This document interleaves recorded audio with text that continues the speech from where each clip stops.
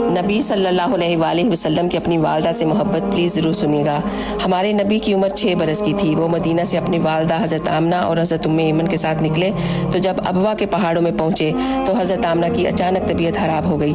حضرت آمنہ کی عمر 25 سال تھی اور اس دنیا فانی سے رخصت ہو گئیں۔ 6 برس کے ہمارے نبی اور حضرت ام ایمن نے مل کر حضرت آمنہ کی تدفین کی۔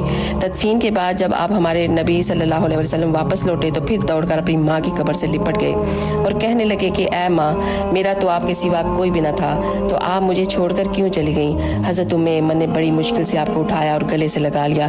57 سال کے بعد آپ پھر اس وادی سے گزرے اور آپ نے اپنی اونٹنی کو اپنی ماں کی قبر کی طرف موڑ دیا اور اپنی ماں کی قبر کے سامنے بیٹھ کر اتنا روئے کہ آپ کی ساری داڑھی مبارک بھیگ گئی اور کہنے لگے کہ اے ماں، اگر آپ زندہ ہوتی اور میں عشاء کی نماز میں کھڑا ہوتا اور آپ مجھے کہتی کہ اے محمد، تو میں آپ کے لیے نماز کو توڑ دیتا۔